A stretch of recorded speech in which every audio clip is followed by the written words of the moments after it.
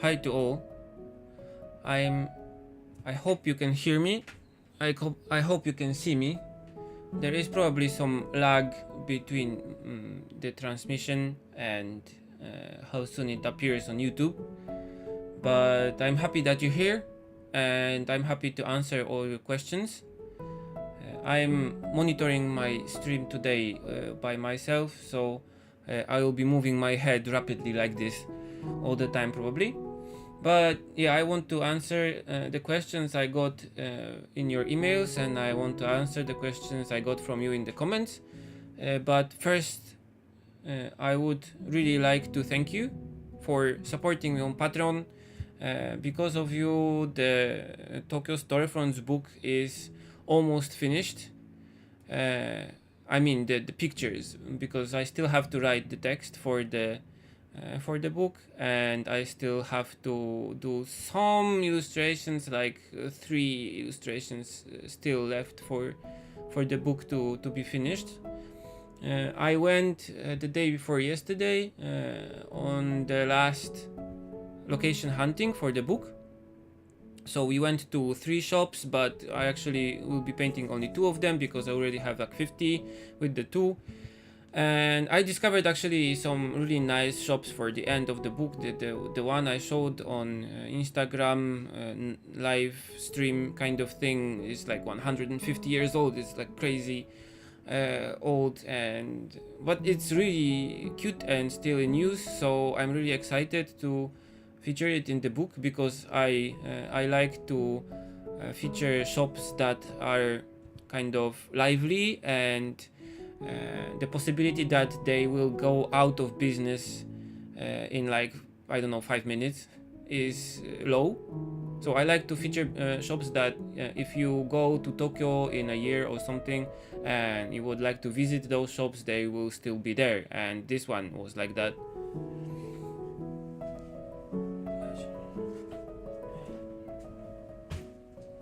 So yeah. Okay, and I would like to show you some stuff. This is my case. This is the case that's called Misagame series, so Tokyo Storefront series. And if you have been wondering how much I painted so far, it's this case full of watercolors. And as you can see, there are the small ones, which are the shops, like this ones. And this is number 30 actually. I think I maybe showed this one already. But also there are bigger pictures, like this one. And this is a picture of one of the shop insides. There will be 3 or 4 of them. I already have 3, but depending on the space I have in the book, I will do 1 more probably, because the shop we went to see the day before yesterday was really awesome. So I would like to feature it in the book if I can. And also, as a small bonus for the book, Hi Reloy and Kaneki Shiba and Scotty A. I am happy that you could join us. Also, I did like a picture of the atelier, so the room that you can see right now in the live stream with the workspace that we use with Kana. So this will be also featured in the book, so you'll be able to see the workspace we use and what we use and where we work. So I'm kind of excited about this because I always liked to paint things like this kind of isometric kind of stuff. So yeah, if I have time I will do one more of these, because the Geta, so the Japanese shoes shop that we saw like 2 days ago, had really nice shop inside. So I would like to paint it also. And one more status update for me. It's like I already started working on the animation, and unfortunately I cannot show you anything because the commissioner, the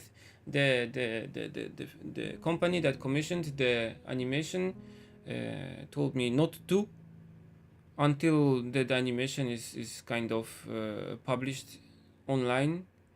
But I will be taking all the video and stuff from when I paint the backgrounds and do the storyboards, so maybe I will be able to make a video of that, so you can see the process of me making like animation. Of course I'm not making this alone, because there is a whole animation studio that will be supporting us in this kind of endeavor. And this is only like 2 minutes short animation, but yeah, even for such a short project it's necessary to do it like in a large group. Okay, so to the questions. I have questions here, and the first question is, and actually one of the few I have here is from Kaneki Shiba, so present here live now. And the first question is,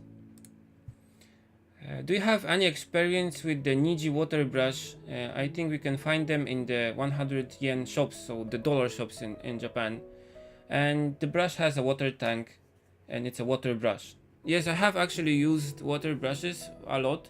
I used them for a lot of my old Moleskine sketches, the watercolor sketches I was doing, and this looks like this. For those of you that haven't seen anything like this, and this is actually a water tank, and this is like a filter, and it has like a artificial fiber tip. And actually those pens are made in Japan because they use a lot of ink pens that already have ink here in this cartridge here, and they use it for writing letters and signing like documents and doing their Japanese style painting and all kinds of stuff. So the thing is that when you squeeze this container here, because it's kind of thin plastic, and the water gets out of it a little bit and it drips. So it also can be used on painting with watercolors. And I actually used it for some small sketches. It's completely useless if you want to paint something bigger and use like big washes, because even though they come like in 3 sizes, the biggest one is not so big. So if you compare it to, I don't know, the mop brushes I use every day for my larger paintings, it's kind of small. And I like it actually. I like it. I most of the times I have a water brush in this set of watercolors that I use outside for sketching. Like I have a towel here and a water brush. Okay, a towel here and a water brush and a kind of paper that I can test colors on, and the watercolors. So when I paint, I just use the water brush to take the paint from the pans and paint, test the color and paint, and then to clean the brush I just use the paper towel. So I swipe a few times on the paper towel and then it becomes kind of clean. You can also squeeze a little bit of the water from the brush so it becomes clean, but honestly the brush is good and I like it and it's nice and it doesn't get damaged so fast, so it's okay. But there are a few problems with it. The first problem is that when you want to paint outside and you don't take water with you, like in a canister that you can use to clean the brush, it's really hard to clean the brush.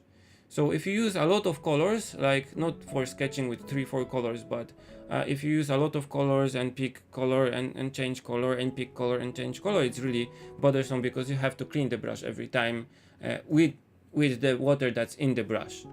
So you have to use the cloth or the paper towel or the paper towel to clean the brush every time, and it's kind of time consuming and kind of a pain. So maybe a small portable brush like the ones that Skoda makes or Holban makes with a small like jar with water would be better. There are some watercolor sets that have like the water tank on the side here, so you can paint and clean your brush. It's good for places like, I don't know, train or a museum that don't allow like water and stuff like this. And you can also use it with watercolor pencils.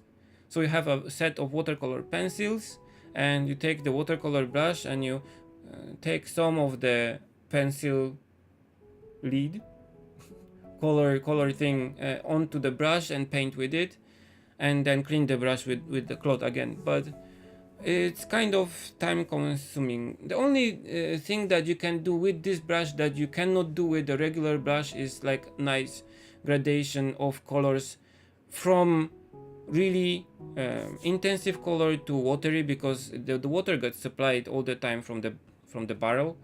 So when you put some paint on it and start painting, it gradually becomes diluted, so it gradually becomes like transparent. So if you are kind of in the, I don't know, Copic marker kind of thing and painting with this kind of style, maybe it's also useful. I know that one of my friends that is doing online comic has been using this to color his online comic also, so you can use it probably. But honestly, for me, most of the times it's just on the move. There's also one more way to use it, and I will show you.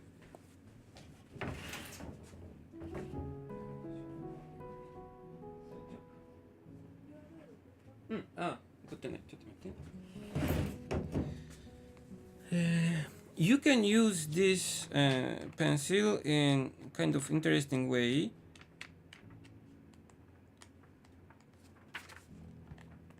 Where was it?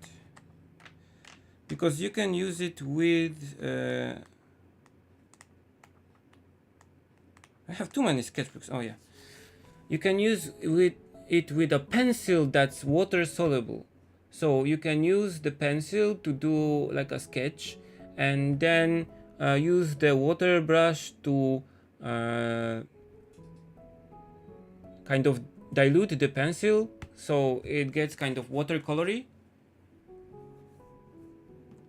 And this is kind of interesting and I like this effect. You can also use it with an ink pen, like a brush pen, because most of the inks in the brush pens are not waterproof, so you can dilute them. So you can first paint with the water with the regular ink pen, and then use the water brush to like dilute the ink on the edges or where you want to fill the thing.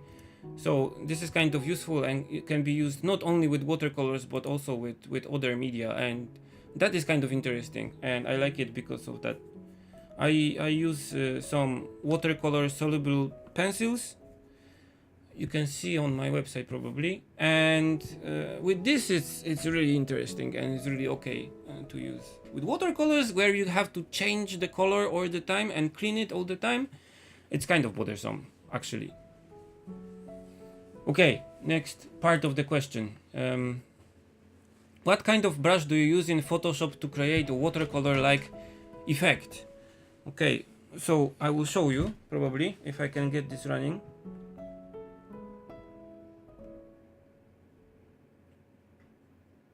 Okay, I don't know. Do you still see me? Probably.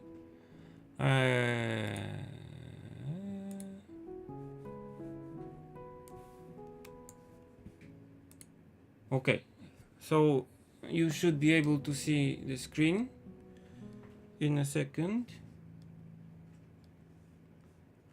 And just open a new file.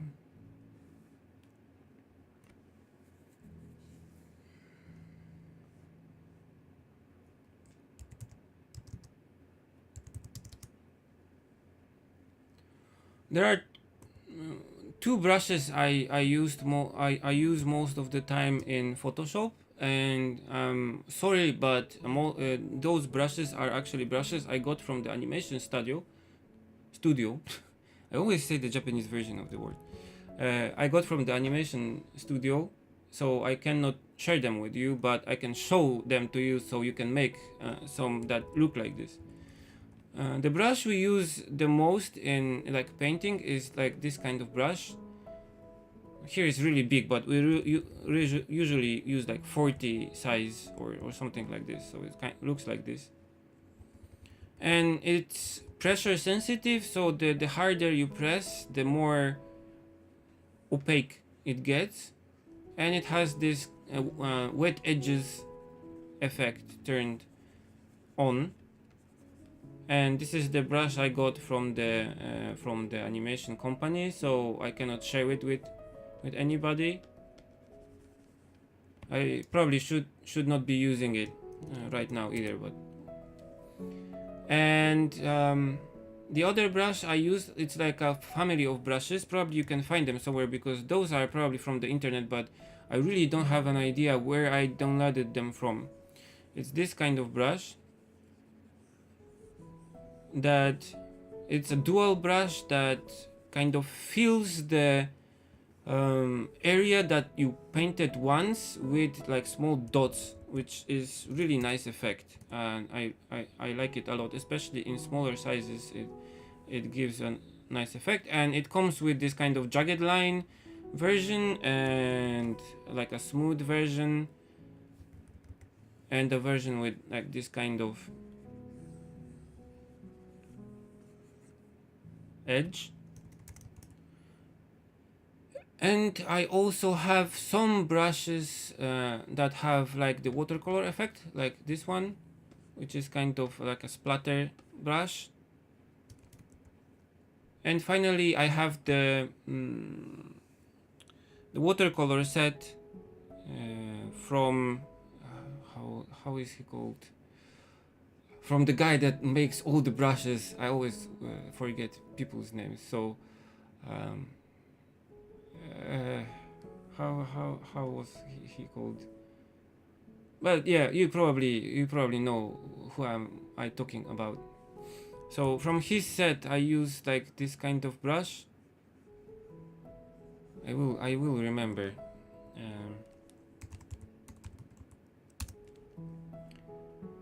He recently made a contract with Adobe, so you can download, if you have Photoshop, you can download all his brushes on from Adobe. So I still don't know how do you do that because I'm not used to the new stuff here, but you can add his brushes. Kyle T. Webster, yes, that's the guy. And you can add his brushes from somewhere from the library. I don't know how do you do it because I already bought his brushes long ago, but you can download his brushes from the from the Adobe Cloud thing to your Photoshop for free, and they're also available on iPad in the Photoshop Sketch section. And I really recommend the watercolor set from him.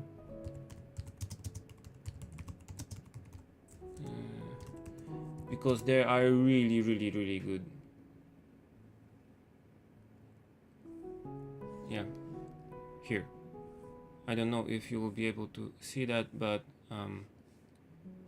you can download his brushes for Adobe Lightroom and Sketch and Photoshop and all these kinds of stuff from Adobe Creative Cloud. And he is called Kyle T. Webster, and he was selling his brushes on the kylebrush.com site, but now you can download them from the Adobe Creative Cloud. I just don't know how, really, because I already have them in Photoshop. And for example, this brush that is in his watercolor set is really nice, and I use it a lot for my watercolor like painting, and it gives really nice texture and kind of control what is dark and what is light. You cannot see it.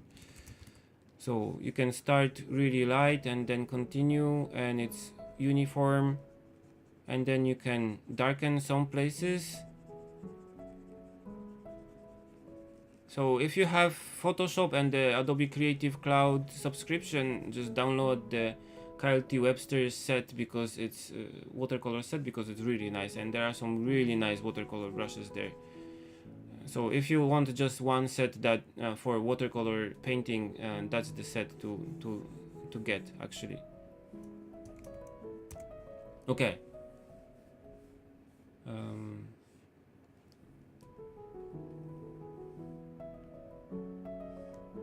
Let's get back to my face. Transition, yay. Okay. Q&A, yes. Okay, so next question from Reloy, I think. I'm sorry.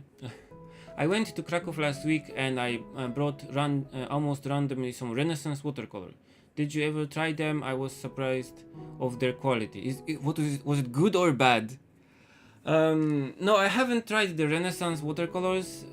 We have them here also, but from what I know, this company makes like two. Most of the companies make like two categories of watercolors: one that are student grade and one that are professional grade. The Renaissance watercolors are, let's see, Renaissance watercolors.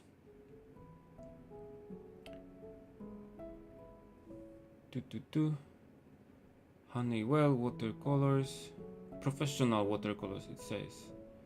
Oh, they are a Polish product. I haven't used them, so yeah, I will have to check them out, actually.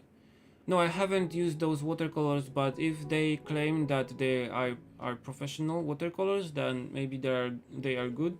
I would not recommend buying watercolors that are student version, because they use kind of low quality binders and low quality I cannot speak today. They use low quality Ganryo. So the colorful powder that it's in the watercolors, they use the cheap versions, and the cheap versions can have really low light fastness. So if you paint something with them and then put them on the wall, you can end up with something that will fade in like 5 days or something. And there are tests on the internet when you can see that some of the colors are really bad with this. But if they say it's artist grade, I would just check the light fastness and see, yes, pigments, thank you. And I would see the light fastness, and I would check if they claim that they are light fast. If they are light fast, it's okay to use them. And yeah, if you like them and they're professional quality, why not? I have been using a lot of brands, but some of the brands that you can buy like in your daily stores, I cannot buy here in Japan at all. We have like the Rembrandt and the cheap ones of those. We have Holbein, we have Schminke, we have little bit of Sennelier in some shops, the French watercolors, but that's kind of all. And this is why I'm using Schminke for my everyday work, because I think those are the best from the ones I can buy here, and they are widely available, so I can just go to the art store that it's close to me and buy them. So why not? I mean, good watercolors that are sold in the shop near you are okay, and you can buy them on the internet in your country. It's okay. If you buy them in Poland, it's okay. Okay, next question. Have you tried Procreate on the iPad Pro? Yes, I have Procreate on iPad Pro. I was in the beta program for it, and I was testing all the features, and it's awesome. I really like it. There are some things that kind of are still to be fixed. Like you have the menus on the screen, and you cannot decide where the menus are. So if you want to click some buttons, you have to sometimes go like this or like this. So there are some things with the interface that I think they are still not perfect, and they have to learn from desktop programs, because for example in Photoshop you can just take the windows and the menus and just position them however you want, but in Procreate you cannot do it. And when you have an iPad Pro, the smaller one, it's still okay. You have the bigger one, it's kind of a pain because you have 13 inches screen, but the buttons are here for the brushes, but the undo is here, and you have to click like this, and you cannot do like this because I'm right-handed, so the interface is kind of clunky still. But the brushes and the smoothness and how it works, and how you have layers, and how you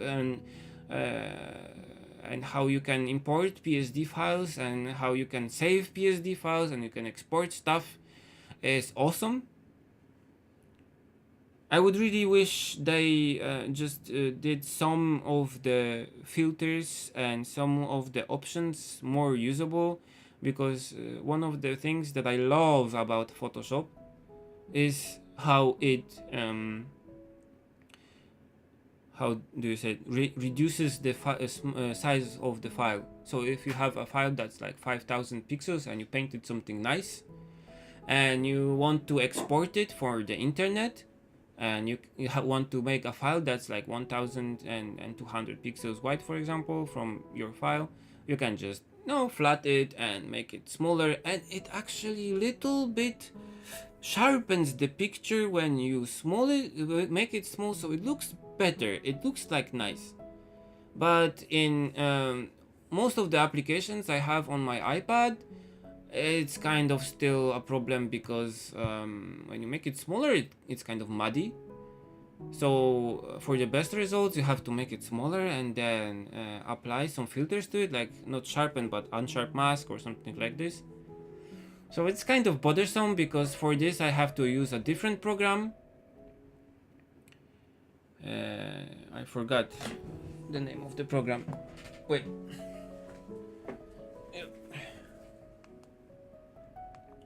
So yeah, I have the Procreate here, but I also use Affinity Photo for the edition of the picture. So if I want to make something smaller or bigger, I use this program, which is also like kind of Photoshop like, and it's not good for painting because the brushes here and the painting is not so good as in Procreate, but it's nice for applying filters to stuff, and it's nice to make stuff bigger and smaller. So there is still this thing that I have to use several applications to do everything I want.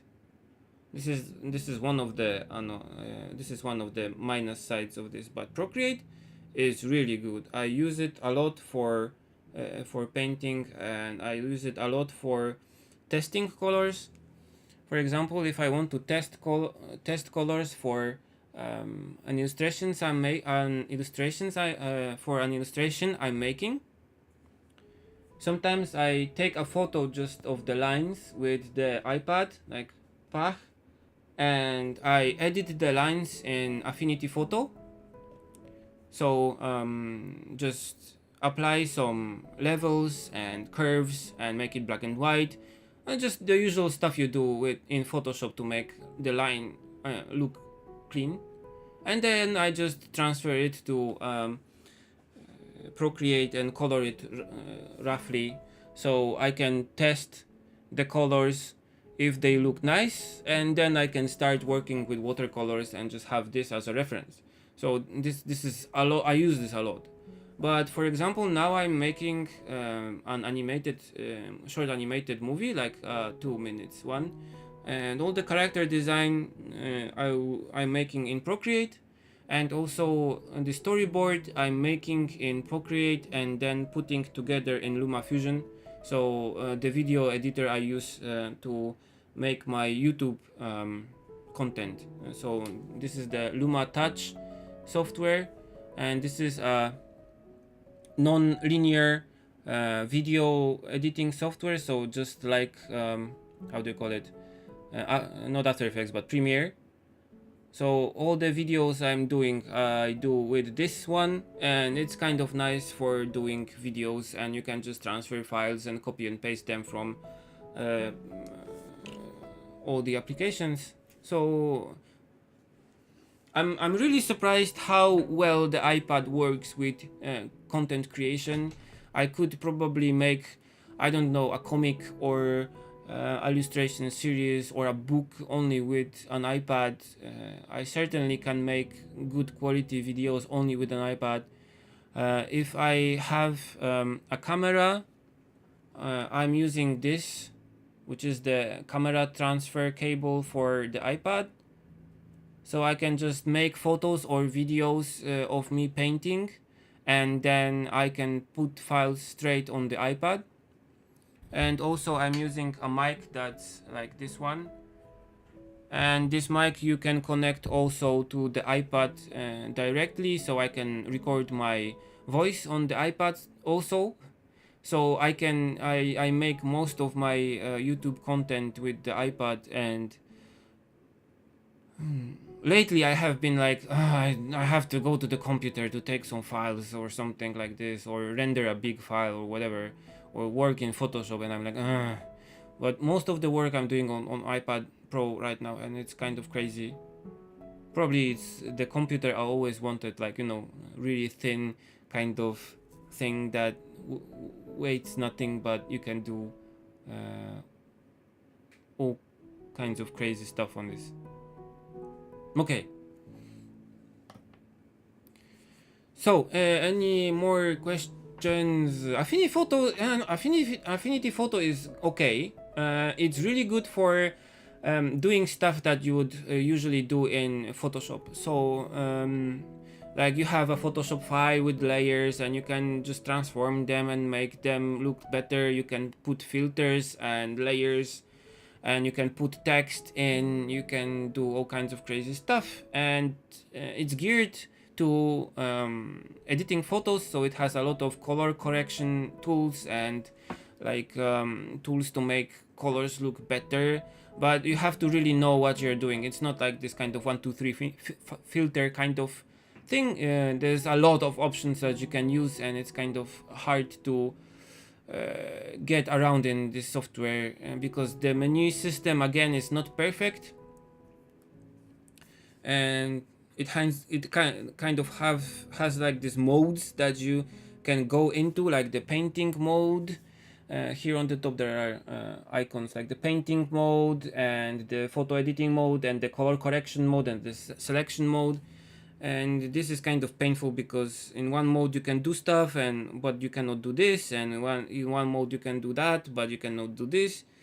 So it's not perfect also, but it's the closest thing I could find to a proper like file editor, so you can do stuff with PSD files like you can in Photoshop. And I use Procreate, and I also recommend trying, if you have Photoshop, you can probably download also the Photoshop Sketch on iPad. And it's also a really nice application, especially that you can now download all the Kyle T. Webster brushes on the iPad and use them on the iPad, which is really good. And they also updated the application so you have nice layers and all kinds of new stuff. So yeah. But you know, Procreate is really cheap, so whatever. It's like I think $6 or something like that. So why not try it? I really like it, and yeah. Okay.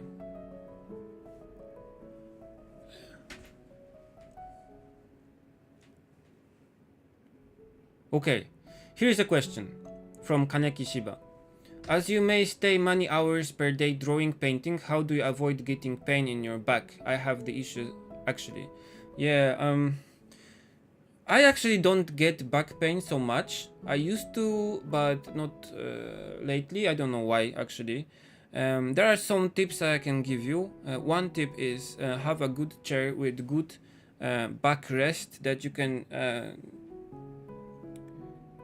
adjust the height. Not like this one because I don't use this computer so much, but so I don't have a good chair here. Sorry.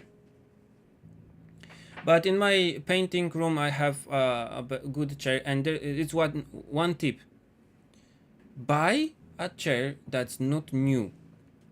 I mean, you can buy a new chair; it will be good, as good probably, but they are really expensive. Like the good office chairs that are kind of nice and have a lot of adjustment are really expensive.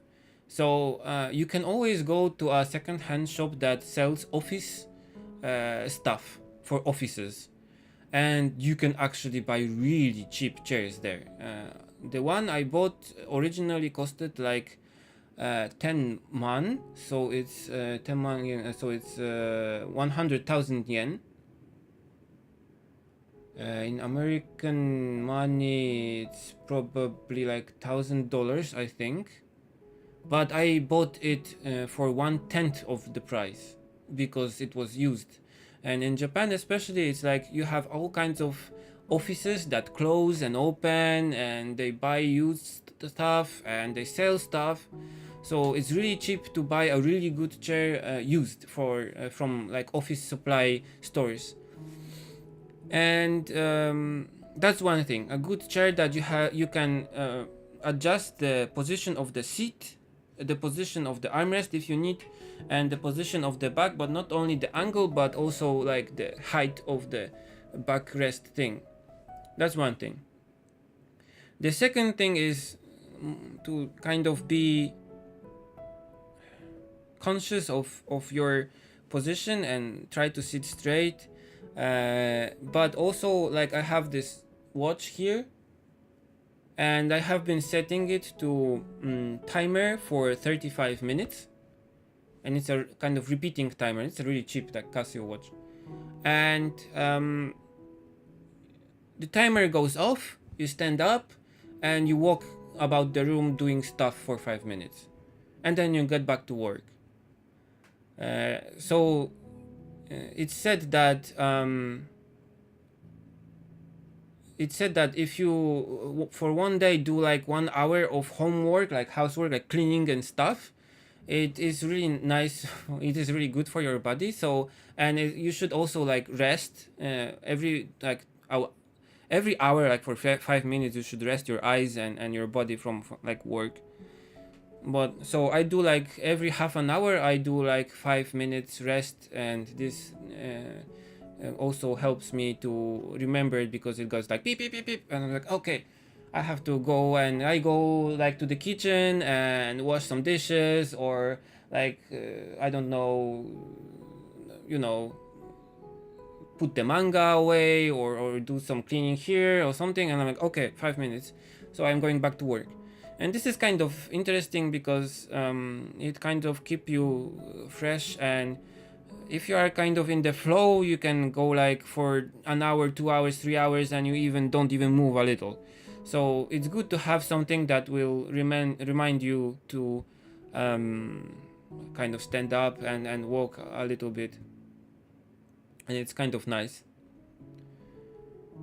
Yeah, and also the more expensive office chairs last a long time. I had a really bad one, a cheap one, and it caused my back and bottom to like hurt a lot, and also it broke down after like half a year or something.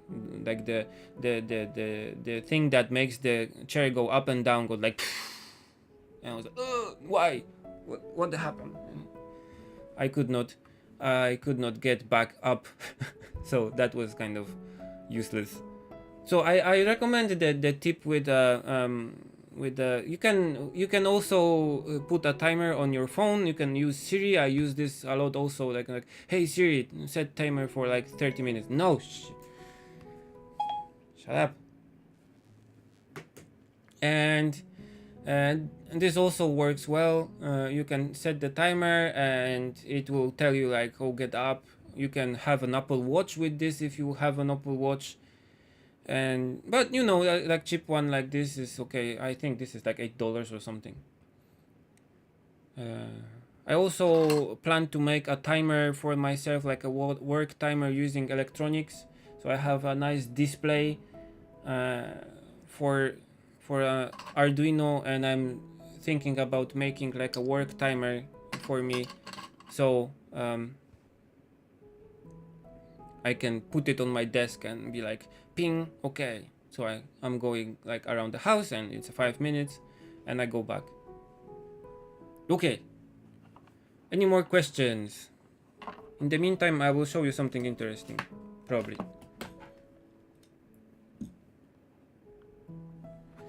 Okay.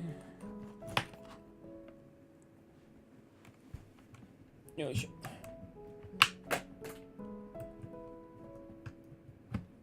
If you don't know about something like this, in Japanese animation, most animated movies are made in the 24 frames per second standard. So you have 1 second of animation has 24 frames, but mostly only every second frame moves. So there are 12 character movement pictures in a second. And when animators in Japan write their storyboards, most of the time they don't write like 2 seconds, and this sprite has like 2 seconds and I don't know 45 milliseconds or whatever. They write in frames, so 2 seconds and 3 frames, or 4 seconds and 5 frames, or 8 seconds and 21 frames, so almost full second, because 24 is 1 second. And the people that make the storyboards have a stopwatch, a special one that has not seconds but frames on the scale. So we click it and you click it again and it's like, okay, so this cut is like 2 seconds and 24, and you write it on the storyboard. Most of the times now they use like special software that is like a video editing software that you put your pictures inside and it tells you how long. You just drag it and it tells you how long the cut is. But I like actually the stopwatch kind of approach, so I wanted to buy one, but actually there is no more stopwatches like this made, and I couldn't find an app to do this. So I made a stopwatch myself. This is still in kind of development phase. So we press the button and it starts counting in 12 frames per second. No, 24 frames per second. And you release the button and it stops. So it's like 1 second, 2 seconds, and 15 frames. So it's like 2 seconds and a half. And with the second button you can adjust the number of frames per second you have, so like 12 frames, 24, 30, and it's a nice timer. I will be doing a video about this on my YouTube channel, so I'm showing you the prototype because this is still like a mess of wires and stuff, and because I will be doing the storyboard for the animation soon, I wanted to finish this before I start doing the storyboard for the animation to just use it while I work. So I just have to make it a little bit less ugly, because now it's kind of just a mess. So this is kind of interesting, and it just uses a display that I ripped from an old VCR player. You can still kind of see the VCR kind of symbols there, and an Arduino, a cheap Arduino, like Chinese Arduino, that was I bought from Amazon for like $5 for 3 of them. So this is kind of nice and cheap. But when I was searching on the internet for animator stopwatches, you can still buy the old ones, but they are really expensive because they are not made anymore, and you have to pay a lot for them. But it's kind of really useful. So I wanted to make something like this for some time, and I will be putting this on YouTube with more details about this, and I'll be making it to kind of fit in a case, probably, or not, I don't know. Just the button on top, so I can press it, and most of the time it's like, oh, you imagine something in your head, and it's like, oh, this character will be running from here to here, so you press the button and you're like, 1 2 3, okay, so he's here and he's swinging the sword and he's doing like this, okay. So you release the button and you say, okay, so it's like 6 seconds and like 2 frames or something. So it's really useful, and using an application on the iPhone is really pain in the ass, because it locks and you have to unlock it every time and everything. And with this, you just have it on your desk and you press it and it's okay. And it also can be powered from any USB stuff, so any charger or like a portable battery or whatever. So yes, this is like a thing that I was doing when I was tired yesterday. Okay, any more questions? If you have more questions, I will answer. It's more for okay, so Scotty S says, I confess I animate, but I wouldn't know what to do with one of those stopwatches. It's more for people that do storyboards than for people who animate. So if you are a director or storyboard artist and you have to check the length of this cut in your head, it's really useful to have a stopwatch that will show you the amount of frames. So yeah, and it's also kind of cool.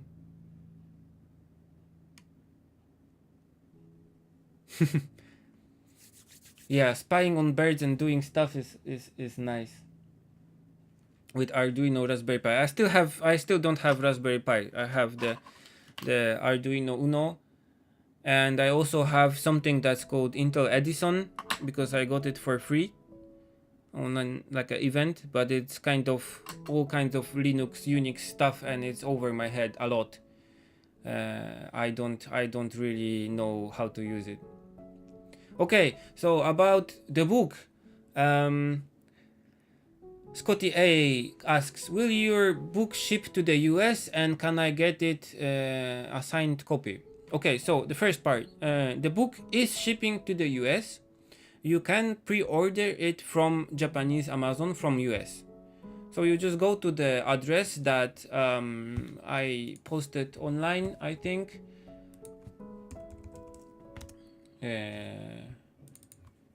Where is it? Yes. And you can, I will copy it and I will paste it here. I think. Can I copy? Can I paste it? Okay, I pasted it. And can I make it bigger? No? Yes? Okay. I can. Transition. That's a weird font. Wait.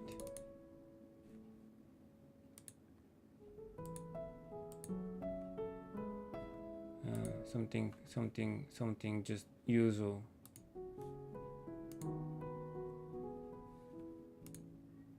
Okay. You should be able to see it soon, probably. Okay, so you just go to the address I posted here, and you can pre-order the book from Japanese Amazon even if you are in the US, and the book will be sent to you after it's published in February 14th next year, I hope. Because it's still not ready, but yeah, probably it will be on time, and it will be sent to you with two stickers, additional stickers that are only for the Japanese Amazon version. So this is a plus. If you want the stickers, you can get the Amazon version. But the book will also be on Amazon in the US, and will be also in some stores that sell Japanese books outside of Japan. So it's called CD Japan and Tokyo Otaku Mode. I think there are two shops that will be selling the book outside of Japan, and we actually already finished negotiating with those stores. So I don't know if they do pre-orders, but if they do pre-orders, the book will be available there. But if they don't do pre-orders, it will be there when I publish the book in February. So you will be able to buy them the book from there also.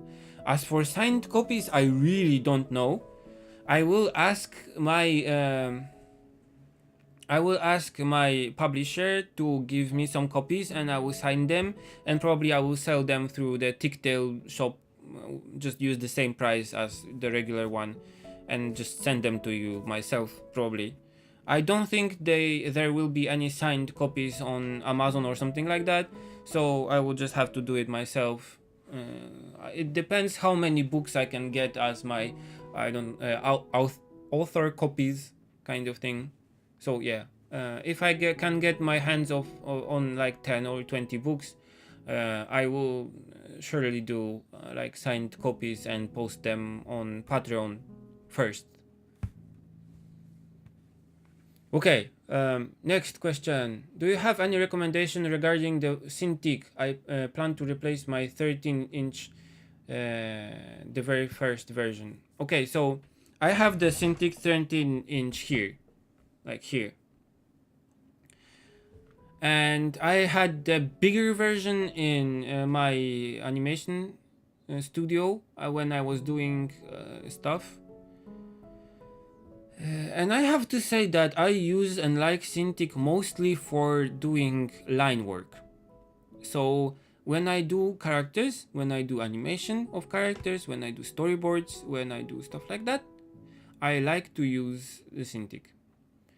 But for background painting, I actually like more to sit like this and look at the screen and paint here with my usual Intuos 4. So I would recommend the Cintiq for all work that is kind of line related, so characters and storyboards and stuff like that. And I don't know, I would actually go for the one that is kind of the most high spec you can go for your money, because not only bigger is better, because if you go too big it gets kind of in the way, but the higher resolution the better, and the higher specs the better. But I actually really don't like the touch option in them. So if you can get a nice one without the touch option, I think it's completely unnecessary and useless, kind of. I had the touch version in the studio because they bought it for me, and I was like, I'll just buy whatever. And I didn't use the touch at all. So I think that putting more money for the touch option is kind of useless and nonsense. Because you already have the pen in your hand. I would like to have the pen that's the newer version. So this one, or the one with the additional button here, like they call it like 3D something. I don't know if you couldn't use it in Photoshop, but there's even newer one than this one. But some of the Cintiqs have still the like old black pens, which are not really good. So I recommend more this it's called I think ProPen or something like this. And if you have this pen in the set, it was okay. If you don't have it in the set, just buy it because it's better than the old black ones. And also the rubber here doesn't get sticky and dirty in like 5 minutes, so it's better than the old ones. I think I have the old ones here somewhere. Whatever. And just go for the highest specs you can, but just forget about the touch because it's not necessary. It doesn't work as good as I would like to. If it was working as good as on iPad Touch, iPad or iPad Pro, I would be like, yeah, whatever. This is really cool because on iPad Touch you can paint in Procreate with your pen and erase with your finger, which is awesome, or smear with your finger in the application, and it kind of recognizes what are you using. But in the touch function in the Cintiqs is kind of useless, so I don't recommend that. And actually, from the one I had in my studio, and it was kind of a new one, like not an old model.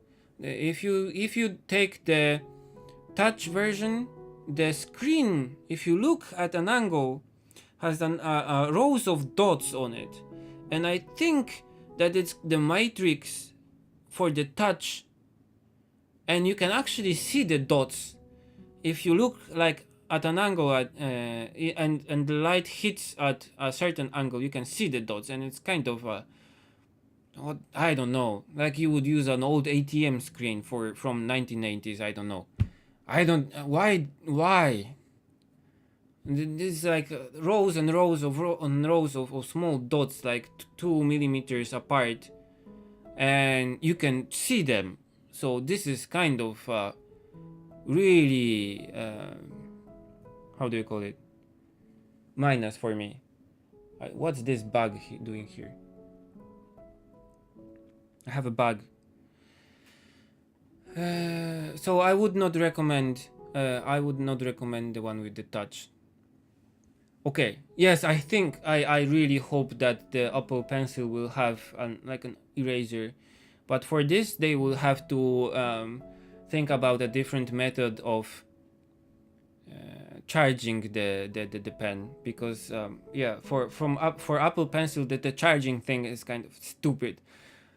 But yeah, let's leave it at that. Why they couldn't make like a kind of, I don't know, a cradle or something, like it doesn't stick out of the iPad like here. It's just I don't know who designed it. And you have to have this small kind of cable for this, and yeah. But you know, I really like the Apple Pencil, so I will not. But I'm just waiting for Apple Pencil 2. Okay, any more questions? If there are any more questions, I think we'll go more for like, I don't know, 10-15 minutes maybe. Okay, so we don't need this anymore. Okay, interesting thing. If you can see this here, we went with Kana to do some bargain hunting yesterday when we were getting back from Tokyo, and I managed to find Mononoke Hime, so how do you call it in English? Princess Mononoke on Laserdisc, and the cover is awesome. The cover art is awesome, so I'm using it like here. And also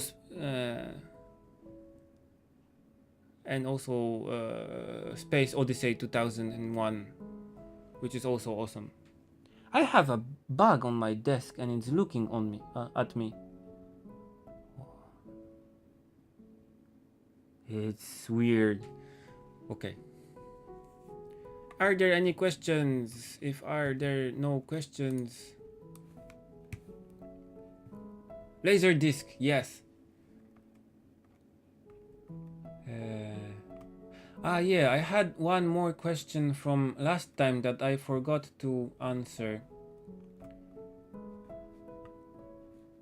Wait a minute. I will find it.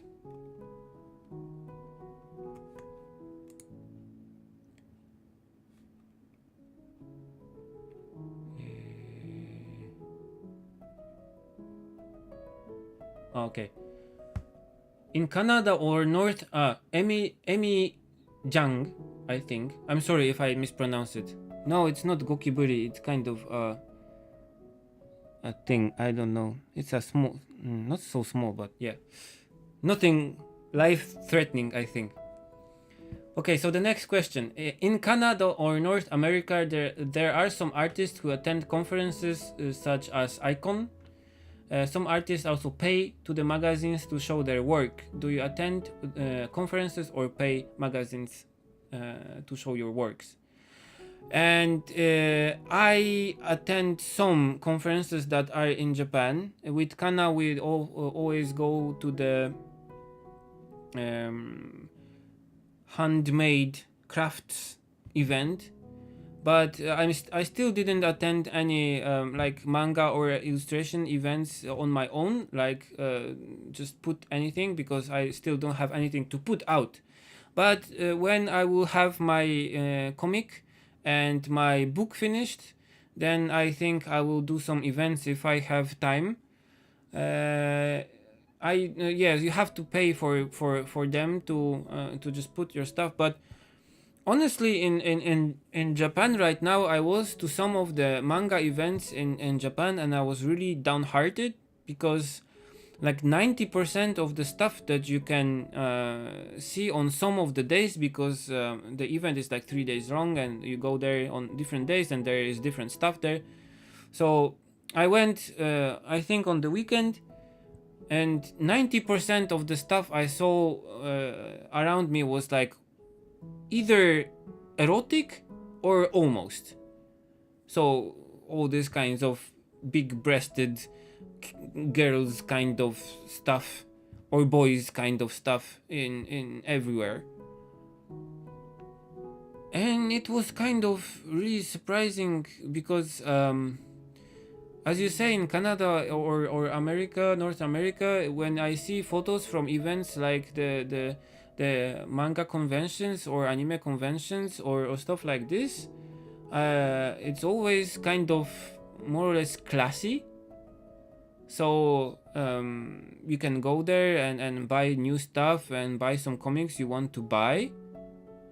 But here I was like kind of disappointed in the content of the stuff that was presented here. I'm really kind of not worried, but I'm wondering if my comic has a good place in this kind of an event. So maybe, but I don't know. I would really like to participate in the new event that was for the first time this year, and what it's called. It's like the Japanese version of the biggest, I think, event that is in United States. But whatever, there are a lot of stuff from outside of Japan also, so I think I could blend in better. The problem is also that if you have foreigners that do work in Japan, they also try to be kind of Japanese manga, Japanese comic style. So they often do stuff that is really, really similar to the Japanese, and they try to kind of do similar stuff, really similar to Japanese manga. So it's also a kind of a different category than the thing I do. But you know, there's always hope. I want to go to some events and put my stuff out on some events. hopefully there will be yeah, I will do probably my own kind of small gallery show, or when the book gets finished, we are planning making an exhibition or kind of sign-kai, so how do you call it? Meet the author and get your book signed kind of event. So probably like stuff like this. But yeah. Okay, and the second part of this question is, do you pay magazines to include your work? No. There are some magazines that I maybe would pay a little bit to put my work in, if it was like, I don't know, kind of nobilitation, that the magazine that I always read, and there are my favorite artists in it, and I would like to be featured along them. Maybe yes, but for now I have not paid the magazine to publish my work, and I don't think I will, because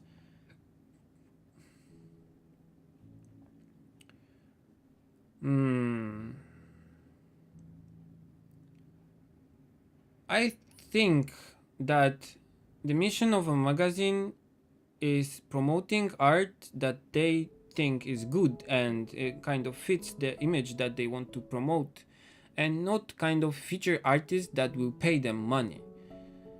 So I would like to see magazines that have a certain image, and they want to push it with, you know, some commercials on some stuff. They find money and they make a magazine work, and they also, the people that like the magazine pay them money. So this is the kind of thing that I would like to see more. And there are some places that still do it. For example, I don't know if you know, but there is a new magazine that's called Marimo, and it's a magazine for animators. It's still kind of a new thing, and my work has been featured in this magazine. I didn't pay for it, and they just wanted to feature my work. So this is the kind of things I do. Also, I get featured in just regular newspapers in Japan lately, and in the Japanese television a few times.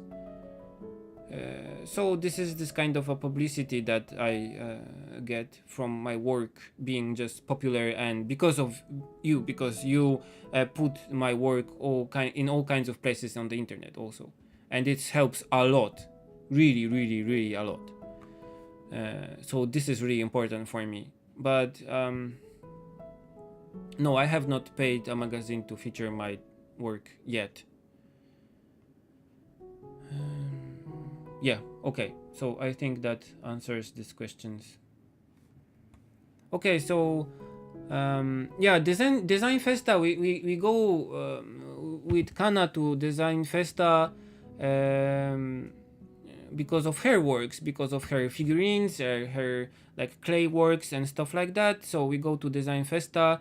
But I have to say that most of the illustration work in the design festa is kind of half amateurish, I will say. There are some really good people there, but there are also like a lot of students that do just work because they want to show it, and they rent like these huge pieces of canvas and then paint on them and do stuff on them. But yeah, I don't have so many followers in Japan. If I had more followers in Japan, then I would go to the event and just put online on Twitter, on Facebook, I'm going to this event, and then people would come, I think. But because I don't have so much followers here in Japan, going to an event for me is still kind of fun, but not work, which is also good, but yeah. Okay. If there are any more questions, I will wait a little bit. If not, I think we will wrap this up because I have to get this bug here outside. Also. Okay. and it has been really cold in Japan lately, so I'm not going outside to paint. But I think I will have to do some outside painting soon because the weather is nice.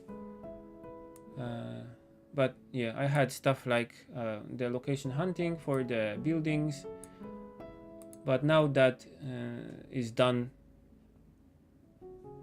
yeah, he will not get into my next painting because he is ugly, kind of. He is interesting. Okay, so if you don't have any more questions, we will wrap this one up. And if you remember something, just give me an email or comment or whatever. Yeah. How do you get into your backgrounds and scenes and stuff? Okay, so to answer this, I will give you one thing. When I was in my college, I think you say it right. I was not drawing characters. I was drawing characters like cartoons and stuff I saw in the television. Maybe you will remember like Dexter's Laboratory or Ed and Eddie, stuff like this. But not my college. I like so middle school. But also I was doing a lot of like buildings and random stuff, just chairs and tables, and I don't know why. I just liked to paint, not paint, but draw stuff that is kind of complex and has weird pipes and weird shapes. Because then I could use it for my own illustrations. Like if I needed a cool robot that is kind of cool, has a lot of weird parts, I can just take stuff that I already drew like I don't know, a pen stand or a speaker or something like that, and just put it on the robot and use this kind of knowledge to do my own designs. And when I went to college, I started to do like buildings and like cool castles, and with watercolors, of course, just a hobby, but nothing really good. I just used some photos I found in old books and on the internet also to as a reference. I just did some sketches with watercolors in my sketchbook. But then I went to teach the usage of the Wacom tablets, and then I went to the university, and then I went to the university in Japan. And at this time, I was doing characters. I really wanted to do like comic, so I did web comic. I did try to do like this kind of Japanese comic style stuff, but failed miserably at this because I'm not Japanese and I'm not used to draw characters like they do. So most of the stuff I did was kind of wonky. And because my characters were not really good, and because I didn't have anything else to do for my graduation project, and I really liked the animation that Makoto Shinkai did, and my professor told me to do an animation project. So I wanted to do a short animation with as good backgrounds as I could, and I could do like buildings and backgrounds in Photoshop because I was doing it mostly as backgrounds for my illustrations, but they were not popular at all. So I made a really simple character and a really simple story, just one character going around and seeing weird stuff, but I put most of my power into backgrounds. So I did like, I think it was like 70 cuts or something of really cool like backgrounds and stuff. And it took me like 8 months to do it. And this animation was Makoto Shinkai and his producer saw the animation, and they were like, okay, so you can do digital background stuff well, so why not come to Tokyo and work with us on animation? We will teach you how to do backgrounds better. And I did not have any prospects for work, any more prospects for work than this. I did not come to Tokyo to do backgrounds, and I did not come to Japan to do backgrounds. I wanted to do like comics and illustrations. But I could do backgrounds and I could learn a lot and I could work for a director. I thought at the time that he is doing like the best digital animation work in Japan right now. So I was like, what? Why not? And I spent 4 years of my career doing backgrounds and learning a lot about doing backgrounds. So I think it was okay. But yeah, ultimately I want to do comics and stories and stuff like that.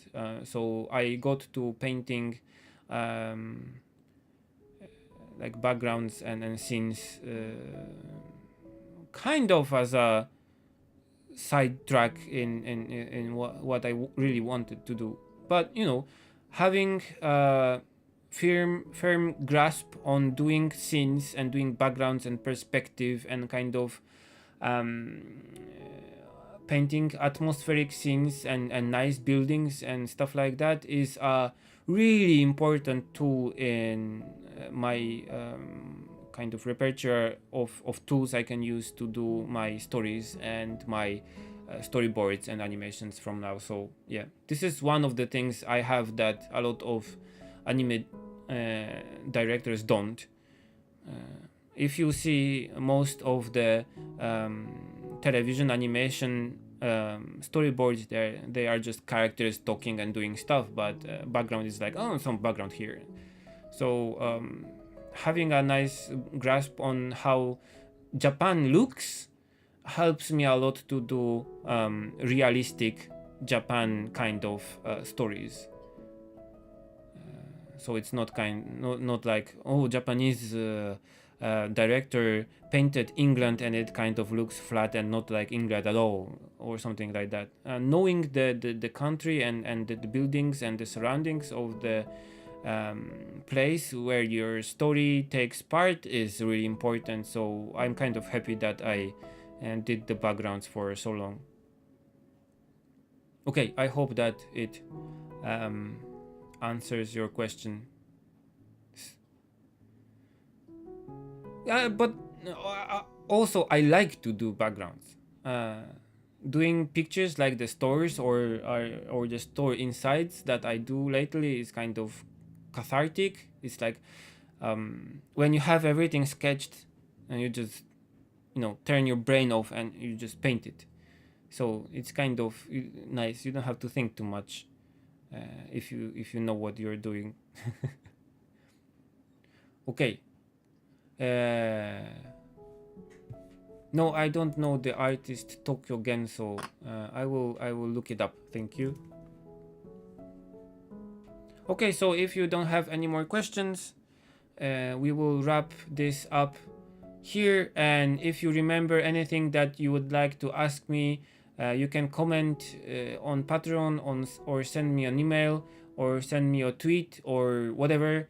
I will be uploading more stuff to the internet as I find some time to do it, because now I'm doing like two projects, big projects at once.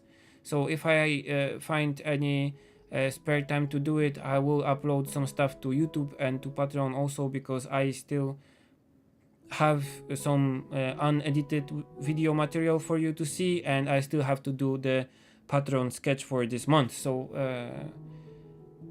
yeah, thank you very much. I hope you enjoyed this Q&A session. This session will be available under the same link on YouTube as a non-public video, so you will be able to access it from the Patreon page and rewatch it if you want, or share it with your friends or whatever. Thank you again for supporting me on Patreon. I can do the stuff I can because you are supporting me, and also like because you are sharing my work all over the internet. Thank you very much. I hope to see you again next month in next year. Happy New Year also, and see you next time. Thank you very much for coming.